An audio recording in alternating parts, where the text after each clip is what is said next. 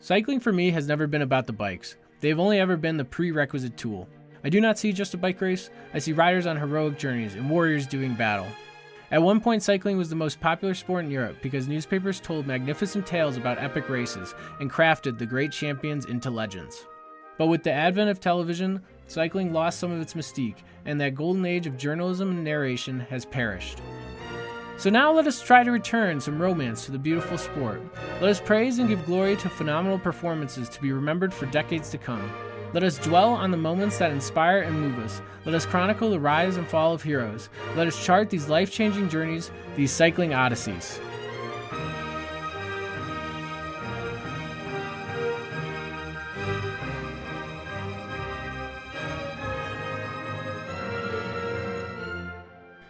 All right, welcome back to another episode of the Cycling Odysseys. I'm your host, Patrick Santino. All right, so we got another stage today. This is from the rewind back to the 2020 tour. Too soon to do that? Yeah, but whatever. We're doing it. Honestly, it's just an easy way to just have me crank out more episodes that you guys can listen to, you know? I mean, like, look at me. I just give away episodes like that, like nothing, like candy. When I just a refresher and recap, when I would write these previews, I was doing this day of, and so I would have to watch the stage and then would have to figure out what was going on and stuff. And lots of these days, I mean, I didn't have July off, so it was in September. I didn't have September off, so I mean, I was working, so I'd have to squeeze this all in at the end of the day. I would have to watch the replay of the stage and then, write something up and get it out there. I think this one actually took me particularly late into the night or even into the next morning before the stage started. But this one came away. This was one of my favorite reports. The stage was such a snoozer. And again, I didn't really know. I was starting to get a handle on what I was doing each day, but I really didn't know. And so then this one, it was so boring, it didn't even have a breakaway. But then it was a very good sprint at the end because you'll hear who won at the beginning if you can't remember it by now. But it's the one without a breakaway. That's a hint. So with that, let's jump into it. And then, I could talk for hours about the stage, this guy that won, But yeah, with that, let's jump in.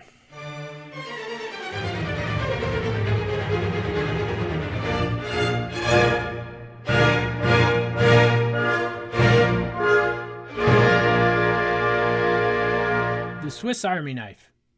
Tour de France 2020, Stage 5, Gap to Privas, 183 kilometers. Wout van Aert wins Stage 5 ahead of Sunweb's Case Bull. Alaphilippe docked 20 seconds for illegal feed. Adam Yates moves into yellow. Well, dear readers, this piece will write itself without much effort on my behalf. Any and all of the muses are surely looking out for all of those covering this beautiful race in France. I could attempt to vividly describe to you a tricky, hazardous, and technical sprint finish of the Tour de France, but that is not our focus today. I could describe to you how in such a sprint finish Team Sunweb had such a magnificent sprint train for their fast man, Case Bull, in an age when the coroner was supposedly soon to arrive to declare the lead-out train dead.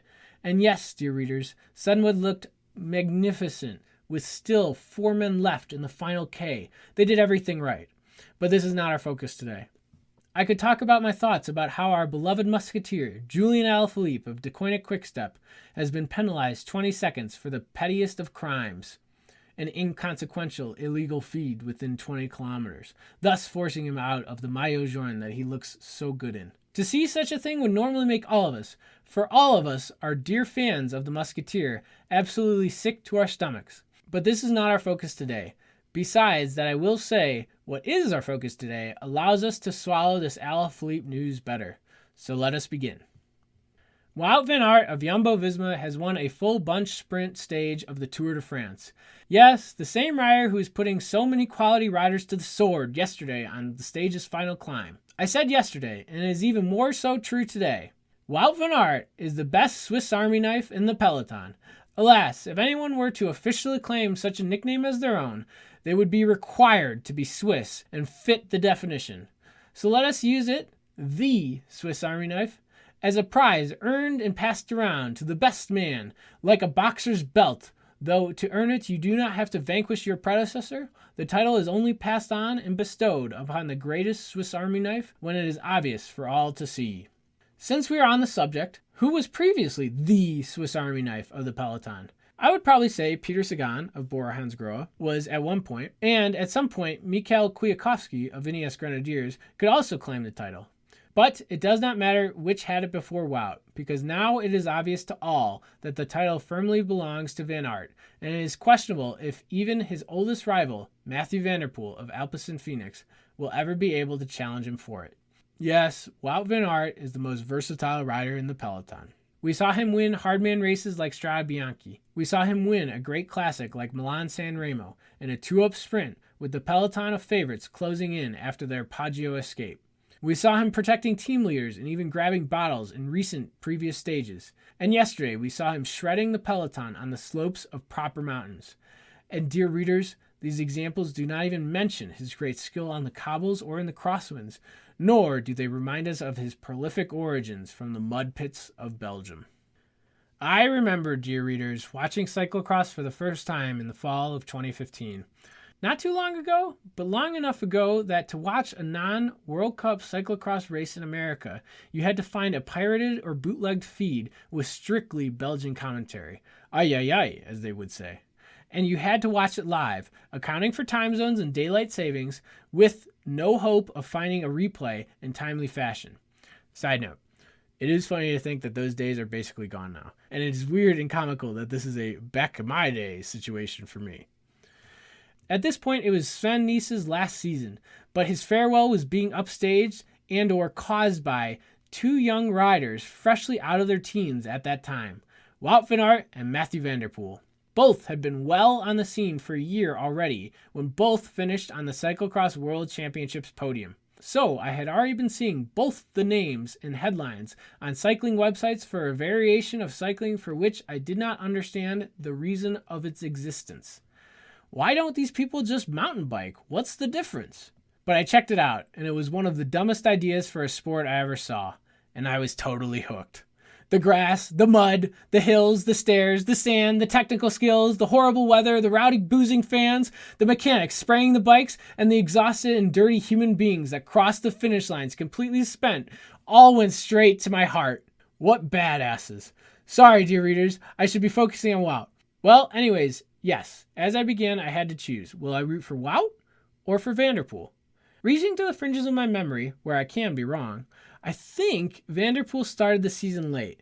And since Van der Poel was in the World Champions jersey, but since this Wout guy was just as good, I started to root for Wout since he was the slight underdog. The Wout van Aert versus Mathieu van der Poel rivalry is my favorite rivalry I have ever seen. I would still put Coppi versus Bartoli higher up on the list, though. In the fall of 2015, I watched them do battle together every weekend, and I thought I would only watch cross to hold me over until the road season was back. Mathieu van der Poel got the better of Wout in many of those races, but honestly, it came down to the single fact that van der Poel was a better sprinter. Besides that, they were so evenly matched. Perhaps it was a Polidor eternal second effect that drew me to Wout. Ironic, because Mathieu van der Poel is the grandson of Polidor. But I loved watching how Wout never threw in the towel and always gutted out race after race, no matter how well it was going for him. The last 20 minutes of a cross, Wout was methodically deadly, systematically ratcheting up his effort to catch Van der Poel or even hold off his chase. Of course, this was exemplified in one of my favorite races of all time, the 2016 Cyclocross World Championships in Zolder. It was a perfect race. It had everything. 'Twas a perfect drama. Sven Nys retired guns a-blazing. It was a Belgian-Netherlands dual meet like the Kenyans and Ethiopians in the Olympic 10,000 meters. Attacks were made, breaths were held. By 20 minutes in, all were on the edge of their seats. And then, halfway through the race, one of those classic moments in cycling happened. It was one of those moments that would be rejected from a movie script as being too far-fetched. The audience would not be able to suspend their disbelief. As Van der Poel was dismounting to run up an embankment, his foot swinging back off his bike got caught in the spokes of Wout van Aert's front wheel. Yes, dear readers, you can't make this stuff up. Here at the crux of the race, the two young stars were absolutely losing crucial seconds to their rivals and compatriots in an epically comedic air. After much fidgeting, they got the foot loose, and both continued on the race. This was the coal that fed the powerful steam engine that Wout van Aert transformed into for the rest of the race. For the last half hour, he hawked down every rival, one by one. It took him until the last lap to catch the final man away, but he did, and on the very last challenging section of that course, he broke away to take victory. He was so emotional riding down the final straightaway. It was wonderful to see. Surely he was a great talent then, already doomed to be locked in a rivalry that would last for at least a decade on the muddy tracks of Belgium. But who could have foreseen all that he would do within 5 years on the road as well, this promising young cyclocrosser? The battles in cross began to be very lopsided as Wout took dozens and dozens of second places to Mathieu van der Poel every season since. But Wout still rose to the occasion on the biggest stages. 3 years in a row, he denied Van der Poel cyclocross's rainbow jersey. Third at a grueling, wet Strade Bianche right out of the gates. Remember it, dear readers? The one where the riders looked like literal ghosts? I am not exaggerating on that claim. From the white gravel that caked their front and back sides. Many other top tens besides as well. And then last year, we saw him with another good classics campaign, mixing it up in the monuments. But the biggest results came that summer. The surprise, but then upon further review, not surprising at all, Belgian time trial victory, the stage sprint of the Dauphiné, and then the big one. Remember it? How can anyone forget the epic day into Albi on the Tour last year, when the crosswinds ravaged the peloton? It was pure chaos. Oh, the carnage. And at the end, many of the top sprinters in the world were still there. Sagan, Ewan, Viviani. Do you remember Viviani's face? Shock and disgust when he saw Wout van Aert win the sprint to cap off the brutal day. But Wout crashed in the Po time trial a few days later, and his season ended in tears. The recovery was long, how we missed him in cross. But at the tail end he returned, finishing 5th on his first outing, and step by step getting better each race, winning his last cross race of the season. And it has already been talked about in the preview, how he, Wout van Aert, reopened the cycling season with his Strade Bianche and Milan-San Remo wins, like Fausto Coppi in 1946. Still those wins give me goosebumps. And then here he was at the Tour, shagging bottles, guarding Dumoulin and Roglic, riding with Beowulfian strength up the steep grades just the day before. And now today he was lights out in a sprint, when the best sprinters in the world were relatively as fresh as possible at the Tour. What can't he do? The Swiss Army knife. Yes, a few years ago it was partisan feelings to admire him, but sometime last year, perhaps after his Tour stage win and heartbreaking crash, he joined the club, though most didn't realize it until today. The club. The most elite and beloved club I spoke of on stage 2, that only a handful of riders have a membership in. Wout van Aert, here is your keycard that you are long overdue in receiving. You have won today, and every fan is now in a better mood for the rest of the day. The race was a snoozer until you finished off the job. Your rivals on Sunweb did everything right for their highly competent and promising sprinter Case Bull, but you could not be stopped. Ole ole, to see such feats of athleticism is why we tune in to such sprints. We see you, a superstar of Belgium, humbly grabbing bottles one day and making the most of your chances the next. Wout, you are a teammate. You are a competitor. You are a champion of the highest class. You are one of those riders who brightens our day when you win. It is that simple. Bad luck kicks one of the other club members out of yellow? Sucks, but this is a happy day. Wout won. Peter Sagan, another member of the club, clearly and officially isn't on top form today. Doesn't matter. Wout won. Congrats, Wout. You gave us a show. You sent us home happy. But we gluttonous fans will soon be hungry and hoping for more on the flat, in the mountains, up the steep little hills that are your bread and butter. Wout van Aert, the Swiss Army knife. Okay, so yeah, this was the stage. This was the one where Wout van Aert proved he is the most versatile rider in the whole peloton. I was so excited to see this. It didn't matter how boring it was all before. Day was made right there, as I said. I mean, I was so pumped because yesterday, the day before, we had just seen him working so hard for Roglic. And then all of a sudden, he just turns around and handedly wins a sprint. It was ridiculous. It was awesome. It was so much fun. I mean, like, this Tour was getting off on such a good foot. And actually, it stayed on a good foot for most of it. So, especially the end, obviously. But yeah, so I don't know. Again, did I quite know what I was doing? No. So I figured, well, this is this is an opportunity to take a nice long walk down memory lane, because I still remember watching him come up from cyclocross. Like, him and Matthew Vanderpool are cyclocross to me. I started watching him as they came into dominance. Let's say that. I love the rivalry so much. It was all inevitable that it came to the road, but I think they're still even more surprisingly good than all of us thought they would be. Like, I think we maybe thought they'd be doing what they're doing in like 3 or 4 years. Like, they would at least have a couple years on the road where they get their teeth kicked in. And I don't think any of us really expected them to be doing this and have a cyclocross season still. But that's what we're in the midst of. World Championships coming up at the end of this week. How excited are we for that? It's cool too that they don't want to abandon cross, because they know that that's where their versatility comes from. I love that they rely on that. I love seeing these cyclocross guys get success on the road while still doing their other discipline. I love seeing them combine it. I think that's really cool and good for cycling. I love just seeing people be versatile, like the Swiss Army Knife title that Wout van Aert now holds. I mean, I find that so much more impressive to win a bunch of different types of races on the calendar, even if they're only the big ones. Like, I don't care if you don't win a lot, so long as you just win big different things. I think that's so cool. I think that's awesome. I think that's excellent. I think that should be the goal of every rider. I can't stand just seeing somebody win 7 tours and that's it. Obviously, it's impressive. I would never deny that. But I mean, like, that's not something I want to see at all. I want to see you win across the calendar, to strike out for new cool challenges and stuff.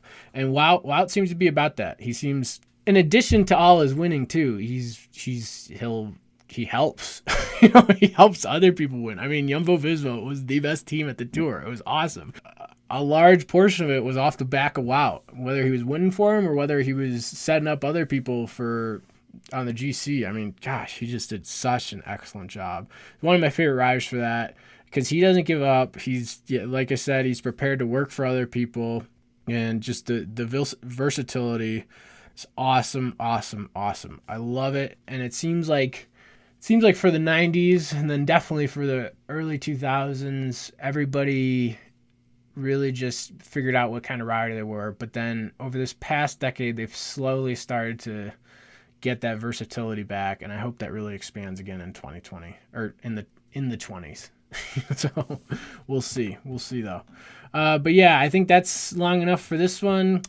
Let's see. You can follow me on Twitter at Cycling Odysseys. You can subscribe to the show. That'd be great, so that you don't have to keep checking when episodes come. Just subscribe, and hopefully it'll just download for you. I mean, come on, who knows my schedule and when I post these things.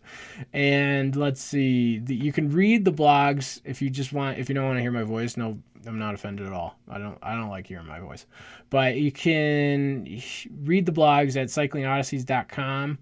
Then if you have any sort of questions or concerns, or you want to email me about something, I don't really care. It could be about anything, and you could even say I'm doing a bad job. That's fine too. cyclingodysseys@gmail.com.